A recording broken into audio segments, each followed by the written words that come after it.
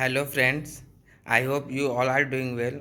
आज हम लोग इंडियन नेशनल कांग्रेस के बारे में डिस्कस करेंगे और इसका स्थापना देखेंगे। और हम ये भी पता करेंगे चलेगा इसमें इस लेक्चर में कि इसको सेफ्टी वॉल्व भी क्यों बोला गया था और इसका मॉडर्न फेज भी देखेंगे। सो हम लोग आगे बढ़ने से पहले प्लीज़ मेरे चैनल को सब्सक्राइब कर दीजिए और लाइक कर दीजिए और अपने फ्रेंड के साथ शेयर कर दीजिए। So thank you. अब चलते हैं इस चैप्टर की ओर। और ये 1880 का जो दशक था, इसके आसपास का जो ये समय था, वहां उसमें एक मांग उठने लगी एक राष्ट्रीय संगठन की, जो रिप्रेजेंट करे, जो भारतीय हैं उनके पॉलिटिकल अधिकारों को रिप्रेजेंट करे, उनकी मांगों को रिप्रेजेंट करे, भारतीयों को राष्ट्रीय स्तर पे रिप्रेजेंट करे। तो एक राजनीतिक संगठन की मांग उठने लगी, एक डिमांड उठने लगी और एक आधार भी तैयार हो गया। तो एक एओ ह्यूम नाम के व्यक्ति थे, एओ ह्यूम। उन्होंने बुद्धिजीवी वर्ग के बुद्धिजीवियों, जो इंटेलेक्चुअल्स हैं, उनको इकट्ठा किया और उनके सहयोग से भारतीय राष्ट्रीय कांग्रेस की जो पहला अधिवेशन था 1885 में बंबई के गोकुलदास देशपाल संस्कृत महाविद्यालय में आयोजित किया गया। इसकी अध्यक्षता किसने करी थी? वोमेश चंद्र बनर्जी ने। ध्यान रखिएगा, सेफ्टी वॉल्व, ये जो थियरी थी वो किसके द्वारा दी गई थी? लाला लाजपत राय। उन्होंने कहा था कि एक ये चतुराई थी सरकार की कांग्रेस का निर्माण करना। कोई मतलब ये नहीं चाहती थी पॉलिटिकली कोई एक प्रकार से राजनीतिक लाभ हो भारतीयों को। एक प्रकार से उनकी नीति थी, चतुर नीति थी। क्या? देखिए, 1857 की जो क्रांति हुई थी उसमें आपको पता है कि अंग्रेजी सरकार के तंबू हिल गए थे। बहुत जो था एक विशाल क्रांति थी, वो बहुत बड़ा जन आंदोलन था। तो अंग्रेज ये सोचने लगे कि अगर वैसा ही आंदोलन दोबारा हो जाता है, क्योंकि उनकी नीतियां तो वैसी थी, गुस्से क्रिएट हो रहा था भारतीय अलग अलग जो वर्ग थे उनमें, तो उन्होंने सोचा, उनको आभास हो गया कि ये गुस्सा फिर से ना फूट जाए, एक फिर से बड़ी क्रांति ना उत्पन्न हो जाए। और उन्होंने सोचा कि अब की बार अगर ये क्रांति उत्पन्न हुई तो उससे भी बड़ी लेवल की होगी और पूरा ही सरकार को उखाड़ कर फेंक देगी और बहुत ज्यादा नुकसान करेगी। तो इसको रोकने की उन्होंने तरकीब सोची और उन्होंने सेफ्टी वॉल्व थ्योरी के तहत कांग्रेस का निर्माण कराया। इन्होंने कहा है कि जैसे कुकर होता है, सेफ्टी वॉल्व होती है कुकर में, तो उसमें क्या होता है कि जब कुकर में आप खाना पकाते हैं तो उसके अंदर प्रेशर क्रिएट होता है, क्रिएट होता है, क्रिएट होता रहता है। अभी वो प्रेशर एकदम ना निकल जाए, कुकर फट ना जाए, तो उसके लिए एक सेफ्टी बल्ब लगाई जाती है ऊपर। तो उससे क्या होता है, जो भी प्रेशर अंदर क्रिएट होता है वाष्प के द्वारा, जो वाष्प उत्पन्न हुई होती है, वो सीटी के थ्रू निकल जाती है, जो सेफ्टी बल्ब होती है कुकर की। तो वही कांग्रेस ने काम किया, जो गुस्सा उमड़ रहा था तो उसको एकदम रोक लिया। तो लोगों को ये लगने लगा कि भाई एक संगठन बन गया है और ये रिप्रेजेंट करेगा, तो एक क्रांति मत लाओ, इनके थ्रू अपनी आवाज रखो। और कांग्रेस भी जो है, जो जितने जन हैं उनको रोक पाएगी कि भाई आंदोलन का स्वरूप मत लो, बड़ी जन क्रांति, एक जो आर्म रिवेलियन होता है उसको मत करो, एक साधारण तरीके से अपनी बात कहिए, पिटीशन के द्वारा कहिए, याचिकाओं के द्वारा कहिए। तो ये चीज थी, लाला लाजपत राय ने ये थ्योरी दी थी safety valve. AIIMS and objectives of Congress, Congress के उद्देश्य। देखिए, एक लोकतांत्रिक राष्ट्रवादी आंदोलन का उत्थान करना, नेशनलिज्म को बढ़ावा देना। तो देखिए, जब कांग्रेस का निर्माण हुआ था तो कांग्रेस शुरुआत से ही नहीं कंप्लीट इंडिपेंडेंस की मांग करने लगी, पूर्ण स्वतंत्रता की मांग करने लगी। पहले क्या था कांग्रेस का लक्ष्य कि जो कॉलोनियल गवर्नमेंट है उसको इंडियन फॉर्म में कर देना। ठीक, ज्यादातर सरकार में इंडियंस को इंडक्ट करना, एडमिनिस्ट्रेशन में इंडियंस का होना, तो ये सब चाहती थी, मतलब थोड़ी भारतीय सरकार हो जाए। ठीक है, भारतीयों को कुछ अधिकार मिल जाए। कंप्लीट इंडिपेंडेंस की एकदम डिमांड नहीं करी, फिर धीरे धीरे नेशनलिज्म बढ़ता गया, राष्ट्रवाद बढ़ता गया, फिर डोमिनियन स्टेटस की मांग हुई, तमाम इस बीच आंदोलन हुए। फिर धीरे धीरे जब डोमिनियन स्टेटस से बढ़कर कंप्लीट इंडिपेंडेंस की मांग होने लगी। डोमिनियन स्टेटस क्या होता है? अधिराज, मतलब पॉलिटिकल ऑटोनॉमी मिल जाना, निर्णय ले सकते हैं भारतीय कुछ विशेष हितकारी, लेकिन जो प्रभुत्व रहेगा वो ब्रिटिश का ही रहेगा। ऊपर, तो वो होता है डोमिनियन स्टेटस। फिर वो डोमिनियन स्टेटस की मांग भी हटकर फिर अल्टीमेटली कंप्लीट इंडिपेंडेंस की मांग होने लगी। उनको हम आगे देखेंगे, अभी अलग अलग जो राष्ट्रीय आंदोलन पढ़ेंगे जैसे जैसे आगे चलते जाएंगे। तो अभी शुरुआती लक्ष्य कांग्रेस का ये था कि नेशनलिज्म को बढ़ावा देना, पॉलिटिकली लोगों को शिक्षित करना और एक प्रकार से जो है अधिकारों को दिलाना, भारतीयों को जो अधिकार से पिछड़ गए हैं उनको, भारतीयों को अधिकार दिलाना, पॉलिटिकली यूनाइट करना। तो इसमें लोकतांत्रिक राष्ट्रवाद आंदोलन का उत्थान करना और पॉलिटिकली जो पीपल है उनको एजुकेट करना पॉलिटिकली, और देश के विभिन्न हिस्सों में राष्ट्रवादी राजनीतिक कार्यकर्ताओं के बीच मैत्रीपूर्ण संबंधों को बढ़ावा देना। तो अलग अलग क्षेत्रों में जो अलग अलग राष्ट्रवादी नेशनलिस्ट कार्यकर्ता हैं उनको जो है उनके बीच मैत्रीपूर्ण संबंधों को बढ़ावा देना, एक प्रकार से उनमें एक हार्मोनी डेवलप करना कि सब मिलकर काम करें। अलग अलग जो संगठन हैं, जो अलग अलग क्षेत्रों की कांग्रेस, जो रीजनल कांग्रेस कमेटीज हैं, उनके जो है एक संबंध स्थापित करना उनके बीच मैत्रीपूर्ण। एक उपनिवेश विरोधी राष्ट्रवादी विचारधारा का विकास और प्रसार। तो जो एंटी कॉलोनियल नेशनलिस्ट आइडियोलॉजी भी डेवलप यहीं से होने लगी, प्रसार होने लगा। पहले से डेवलप थी लेकिन इन्होंने उसको एक जो था पॉलिटिकली उसको व्यू दे दिया कि अब जो है कांग्रेस जो है उसको आइडियोलॉजी को फॉलो करती है, उसको एक हमारा संगठन बन गया है भारतीयों का, और वो जो है अभी रिप्रेजेंट करता है जो ये आइडियोलॉजी है भारतीयों के हित में, और जो एंटी नेशनलिस्ट आइडियोलॉजी धर्म, जाति या प्रांत से बटे होने के बावजूद लोगों में राष्ट्रीय एकता की भावना का विकास और समीकरण। तो जैसा पता है भारतीय अलग अलग धर्म जाति में बटे हुए हैं, अलग अलग क्षेत्रों में, अलग अलग कल्चर में, तो उन सबको यूनाइट करके नेशनलिज्म का सब में बढ़ावा देना, ये कांग्रेस के लक्ष्य थे। मॉडरेट्स उदारवादी कौन थे? तो ये देखिए स्टार्टिंग में जब कांग्रेस फाउंड हुई तो उदारवादियों का डोमिनेंस था। जैसा मैंने बताया कि ये संवैधानिक तरीकों से अपनी बात स्वीकारना चाहते थे, स्वीकारवाना चाहते थे कि मानिए, मनवाना चाहते थे सरकार से। उसके लिए याचिका, पिटीशन और एक प्रकार की जो रिक्वेस्ट, ये सब चीजें करते थे सरकार से।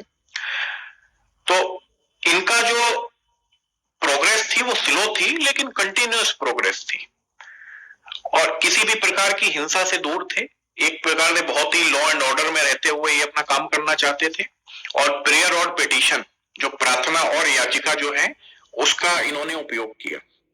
उन्होंने औपनिवेशिक शासन को यथासंभव राष्ट्रीय शासन में बदलने को उपयुक्त माना। तो वही मैंने अभी बात बताई आपको, जो औपनिवेशिक शासन है उसको एकदम से भगाना इनका उद्देश्य नहीं था, उसको भारतीयकृत करना धीरे धीरे, और नेशनलिज्म को बढ़ावा देना। मॉडरेट्स, इनमें कौन कौन से प्रमुख नेता आते हैं उनके विषय में देख लेते हैं। दादा भाई नौरोजी, इनका बहुत बड़ा रोल रहा था, grand old man of India इनको बोलते हैं।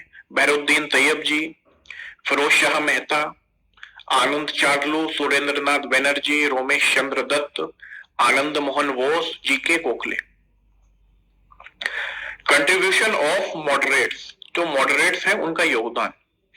Economic critique of British imperialism, जो ब्रिटिश की आर्थिक नीतियां थी उनकी इन्होंने आलोचना करनी प्रारंभ हुई। अवगत कराया, जो भारतीय हैं उनको अवेयर कराया कि जो ब्रिटिश है उनकी नीतियां ऐसी हैं कि यहाँ का सब धन निकल निकल के वहां जा रहा है, हम लोगों को पता भी नहीं लग रहा। तो इन्होंने अपनी बुक्स लिखी, तमाम जो है भाषण देने प्रारंभ कर दिए, इससे नेशनलिज्म को बढ़ने में मदद मिली। एक एंटी जो कॉलोनियल भावना है वो बढ़ी। ठीक है, तो ये ट्रेन थ्योरी दी गई थी नौरोजी द्वारा। इसमें उन्होंने बताया कि कैसा जो पैसा है वो सब बाहर जा रहा है, और जो इकोनॉमी है, विलेज की इकोनॉमी, सेल्फ सफिशिएंट विलेज थे, तमाम उद्योग थे, हैंडलूम्स, हथकरघा और हस्तशिल्प, अलग अलग कारीगर थे तमाम चीजों के। तो विलेज की इकोनॉमी जो थी भारत की वो सेल्फ सफिशिएंट मानी जाती थी, आत्मनिर्भर मानी जाती थी। उसको डिस्ट्रॉय कर दिया था अंग्रेजों ने। ठीक है, जो उनके फॉरेन गुड्स को इंपोर्ट करके मंगाने लगे थे इंडिया में, फिर उन्होंने इंडियन जो मार्केट है उनको बेकार कर दिया था, देख ही चुके हैं। इनका जो एक बहुत बड़ा योगदान था, जो इंडियन काउंसिल एक्ट आया था 1892 का। कांग्रेस बनी 1885 में। फिर इन्होंने जो था डिमांड करनी शुरू कर दी कि भाई शासन को भारतीयकृत करिए, थोड़ा गवर्नमेंट को भारतीयकृत करिए, प्रशासन में थोड़े भारतीय लाइए। तो ये सब डिमांडों थी, वो कुछ मान ली। तो उन्हीं के रूप में जो था इंडियन काउंसिल एक्ट 1892 जो था अंग्रेजों के द्वारा पारित करा गया। और ये तो इसका बहुत बड़ा योगदान माना जाता है इनका मॉडरेट्स का, प्रारंभिक योगदान था, इनसे इनका मनोबल काफी बढ़ा था। और क्या योगदान था? सामान्य प्रशासनिक सुधार अभियान चलाए इन्होंने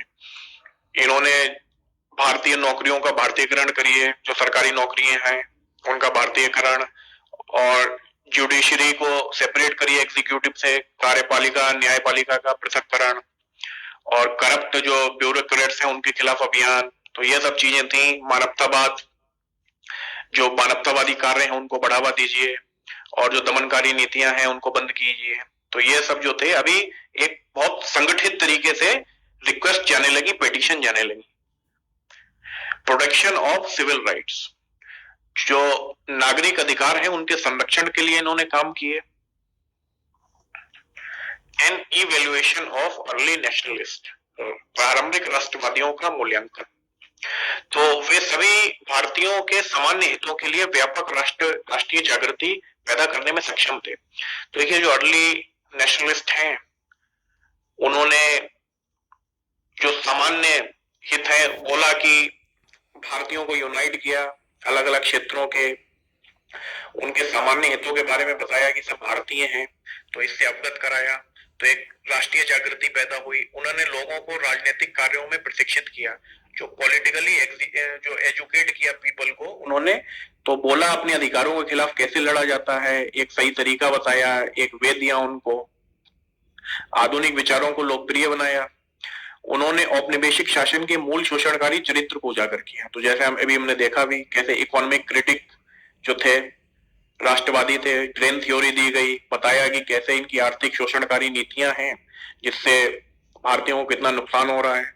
तो ये सब इन्होंने काम किए। और भी तमाम जो थी क्षेत्रों में ब्रिटिश नीतियां उजागर की। तो इससे एक प्रकार का राष्ट्रवादी भावना का बड़ी। उनका राजनीतिक कार्य कठिन वास्तविकताओं पर आधारित था। तो ये नहीं है कि कोई उथली धार्मिक भावनाएं हैं उन पे आधारित हो, एक कठिन भावनाओं पे जो वास्तविक मुद्दे होते हैं तो उनके विषय में इन्होंने काम करना स्टार्ट किया। वास्तविकता में भारतीय हित में भारत पर शासन होना चाहिए, भारतीयों के हित पर। तो भारतीय हैं जो वो नेटिव इंडियंस हैं यहाँ के, अभी कोई शासन कर रहा है उनपे तो अकॉर्डिंग होना चाहिए ना इंडियंस के, उनके लाभ छुपे होने चाहिए। ये नहीं कि आप उनका शोषण करिए। ऐसा सरकार होनी चाहिए कि सभी भारतीयों के हितकारी हो, सभी भारतीयों के लिए जो है लाभकारी हो, लेकिन उनकी तो शोषणकारी नीतियां हैं। तो ये सब चीजों जो थी राष्ट्रवादियों के द्वारा की गई, ये मूल्यांकन हमने किया। एटीट्यूड ऑफ गवर्नमेंट, सरकार का रुख। तो अभी सरकार का रुख देख लेते हैं। तो सरकार जो कांग्रेस थी उदारवादी, वो किसी भी प्रकार का कोई हिंसात्मक आंदोलन नहीं कर रही थी। बहुत ही कॉन्स्टिट्यूशनल जो एक तरीके होते हैं, संवैधानिक तौर तरीकों से अपनी बात कह रही थी, राष्ट्रवाद का प्रचार कर रही थी। बहुत ही मतलब एक प्रकार से देखा जाए तो मॉडेस्ट वे में, बहुत शालीन तरीके से चीजें की जा रही थी। तो तब भी सरकार का जो रुख था विरोधी था कि ये नेशनलिस्ट थिंकिंग बढ़ा रहे हैं। अब सरकार विरोधी क्यों होगी? अब देखिए कैसे इन्होंने उनकी इकोनॉमिक नीति उजागर कर दी, उनके कॉन्ट्रेरी लिखने लगे। तो इन सब चीजों से सरकार चिढ़ गई, तो इनके विरोध में आ गई कांग्रेस के। और डफरिन ने कांग्रेसियों को देशद्रोह का कारखाना कहा, कांग्रेस को कहा देशद्रोह का कारखाना। यहां से देशद्रोह निकलता है। बाद में सरकार ने कांग्रेस के प्रति फूट डालो राज करो की नीति अपनाई, वही डिवाइड एंड रूल। ये तो सबसे खतरनाक नीति थी अंग्रेजों की, जो इंडिया के पार्टीशन का भी कारण बनी। सरकार ने राष्ट्रवादियों को धर्म के आधार पर विभाजित करने का भी प्रयास किया। तो धर्म के आधार पर विभाजित करने का आप देखेंगे अलग अलग टाइम पे 1909 में कम्युनल जो इलेक्टोरेट दिए गए थे, और तमाम जो ऐसी चीजें करी गई थी जिनसे हिंदू मुस्लिम में स्प्लिट हो और इनका राष्ट्रीय आंदोलन कमजोर पड़े। ठीक है, तो ये सब चीजें जो थी सरकार का रुख था। कांग्रेस बन भी गई, लेकिन कांग्रेस के प्रति भी इनका एक प्रकार से अपोजिशन बना रहा सरकार का। अब अगले चैप्टर पे आते हैं, era of. I hope friend आपको चैप्टर 11 का समरी अच्छा लगा होगा। सो अगर अच्छा लगा तो लाइक कीजिए और सब्सक्राइब कीजिए प्लीज़, और फिर अपने फ्रेंड को शेयर कीजिए। चलिए, थैंक यू।